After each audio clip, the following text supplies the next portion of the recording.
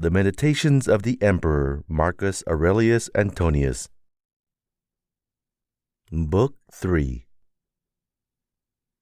Man must consider not only that each day part of his life is spent, and that less and less remains to him, but also that, even if he live longer, it is very uncertain whether his intelligence will suffice as heretofore for the understanding of his affairs, and for grasping that knowledge which aims at comprehending things human and divine.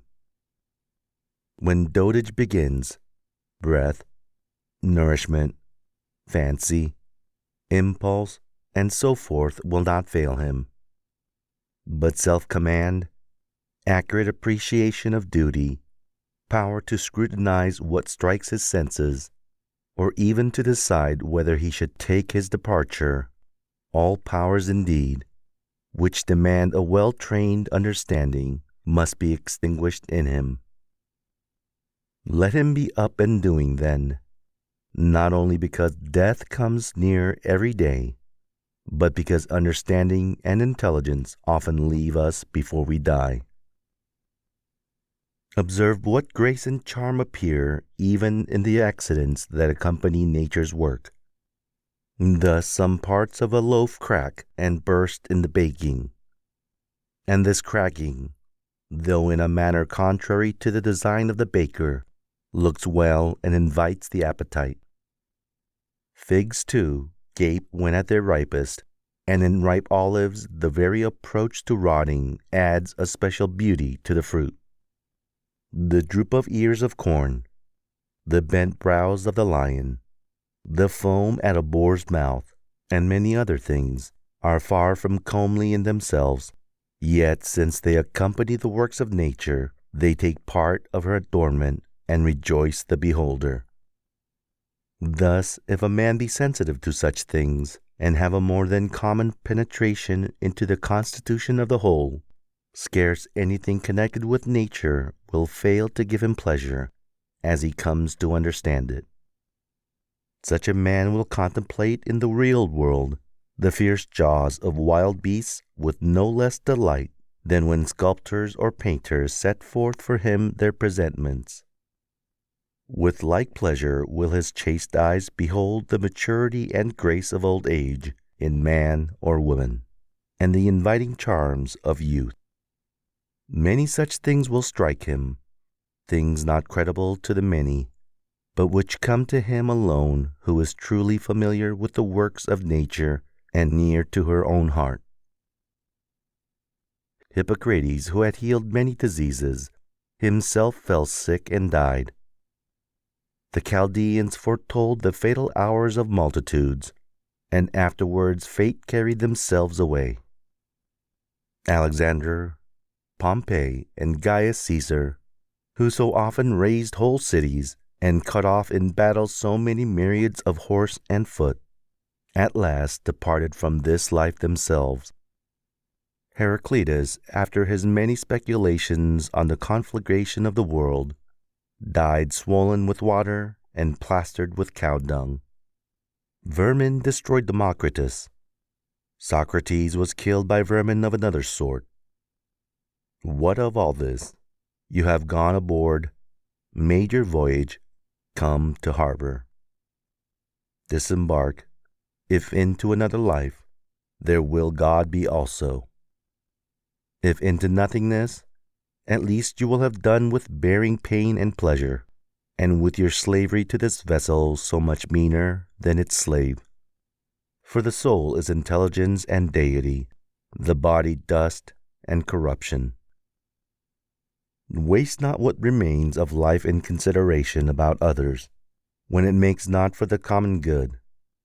Be sure you are neglecting other work if you busy yourself with what such a one is doing and why, with what he is saying, thinking, or scheming.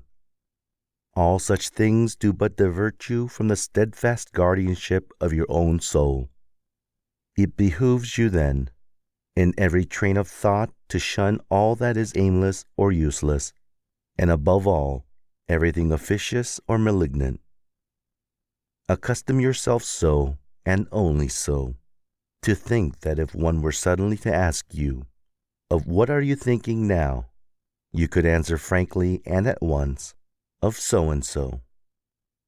Then it will plainly appear that you are all simplicity and kindness, as befits a social being who takes little thought for enjoyment or any phantom pleasure, who spurns contentiousness, envy, or suspicion, or any passion the harboring of which one would blush to own.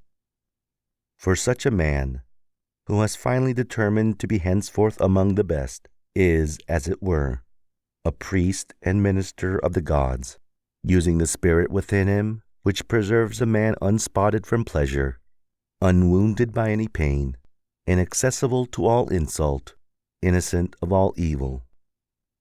A champion in the noblest of all contests, the contest for victory over every passion. He is penetrated with justice.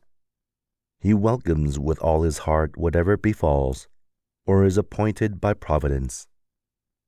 He troubles not often, or ever without pressing public need, to consider what another may say, or do, or design. Solely intent upon his own conduct, ever mindful of his own concurrent part in the destiny of the universe, he orders his conduct well, persuaded that his part is good. For the lot appointed to every man is part of the law of all things as well as the law for him. He forgets not that all rational beings are akin, and that the love of all mankind is part of the nature of man. Also, that we must not think as all men think, but only as those who live a life accordant with nature. As for those who live otherwise, he remembers always how they act at home and abroad, by night and by day, and how and with whom they are found in company.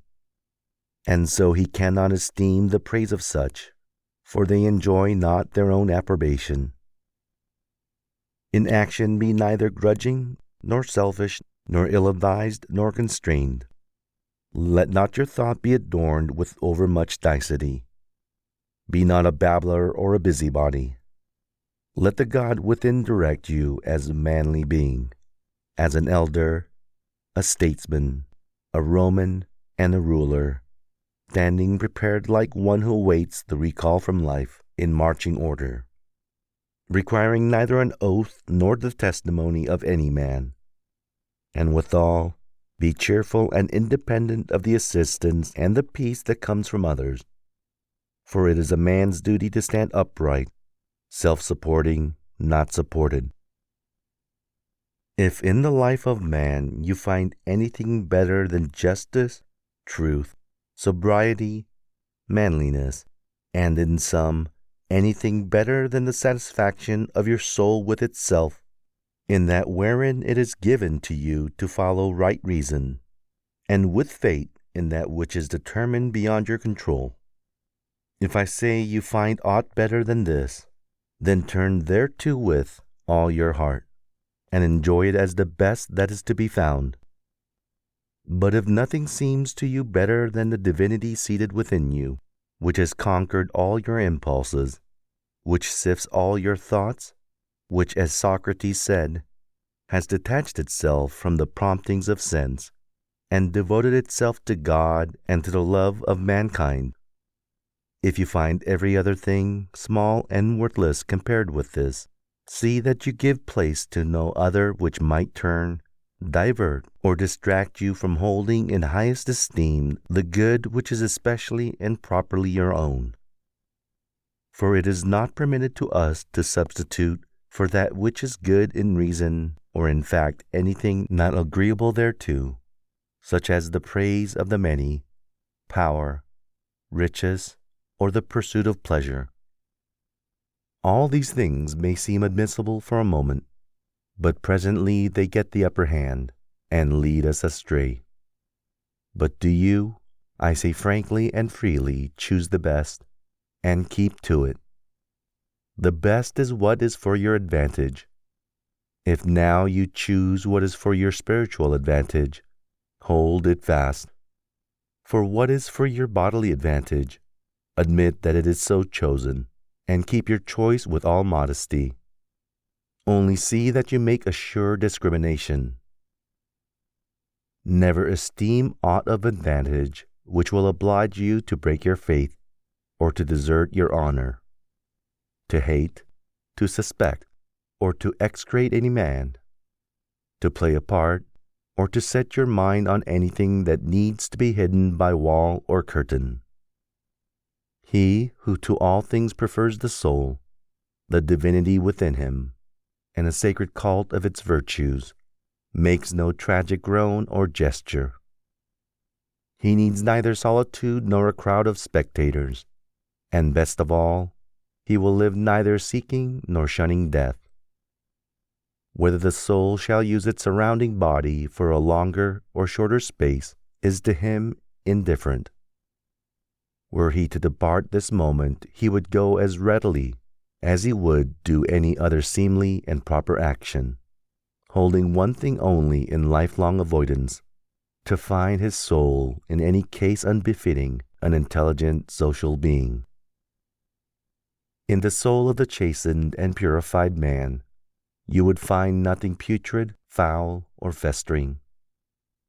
Fate does not cut off his life before its proper end, as one would say of an actor who left the stage before his part was ended, or he had reached his appointed exit. There remains nothing servile or affected, nothing too conventional or too seclusive, nothing that fears censure or courts concealment. Hold in honor the faculty which forms opinions. It depends on this faculty alone that no opinion your soul entertains be inconsistent with the nature and constitution of the rational being. It ensures that we form no rash judgments, that we are kindly to men and obedient to the gods. Cast from you then all other things, retaining these few.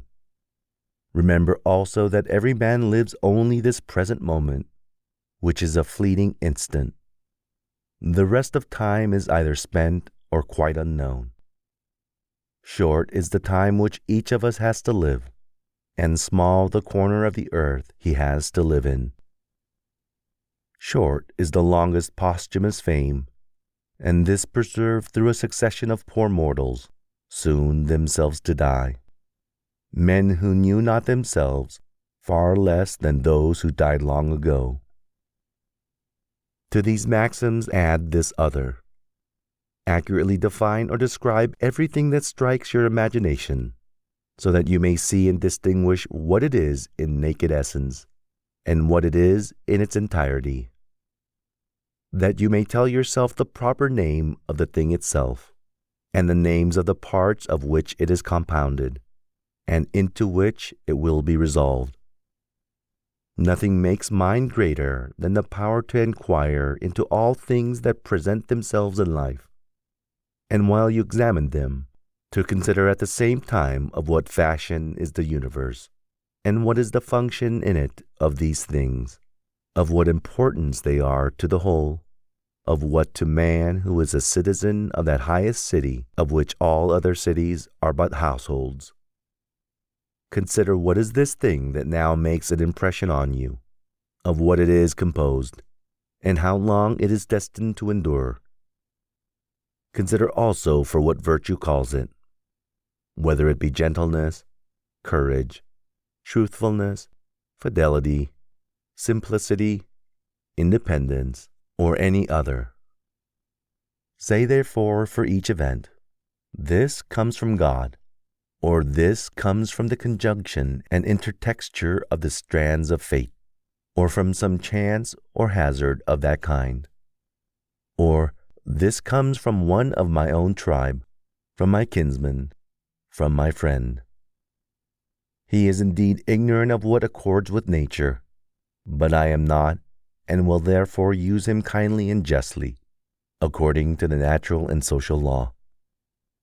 As to things indifferent, I strive to appraise them at their proper value. If you discharge your present duty with firm and zealous yet kindly observance of the laws of reason, if you regard no by gains, but keep pure within your immortal part, as if obliged to restore it at once to him who gave it, If you hold to this with no further desires or aversions, and be content with the natural discharge of your present task, and with the heroic sincerity of all you say or utter, you will live well, and herein no man can hinder you.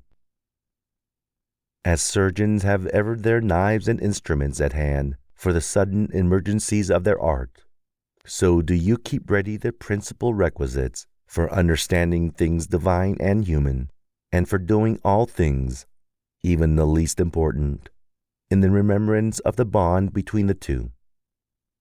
For in neglecting this, you will scant your duty both to gods and men. Cease your wandering, for you are not likely to read again your own memoirs, or the deeds of the ancient Greeks and Romans, or those collections from the writings of others that you laid up for your old age. Hasten then to your proper end. Fling away vain hopes, and if you have any care for yourself, fly to your own succor while yet you may. Men understand not all that is signified by the words to steal, to sow, to buy, to rest, to see what is to be done. For it is not the bodily eye, but another sort of sight that must discern these things. We have a body, soul, and intelligence.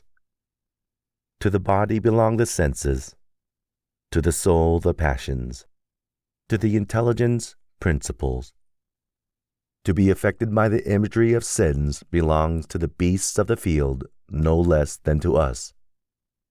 To be swayed by gusts of passion is common to us with the wild beasts, with the most effeminate wretches, with Nero, and with Phalaris. Moreover, the possession of the mind to guide us to what seems fitting is shared by us, with atheists, with traitors to their country, and with such as shut their doors and sin. If, then, all the rest is common, as we have seen, there remains to the good man this special excellence, to welcome with pleasure all that happens or is ordained, not to defile the divinity enthroned in his breast, not to perturb it with a crowd of images, but to preserve it in tranquillity and obey it as a god. To observe truth in all he says, and justice in his every action. And though others may not believe that he lives thus in simplicity, modesty, and contentment, he neither takes this unbelief amiss from anyone, nor quits the road which leads to the true end of life, at which he ought to arrive pure, calm, ready to take his departure, and accommodate without compulsion to his fate.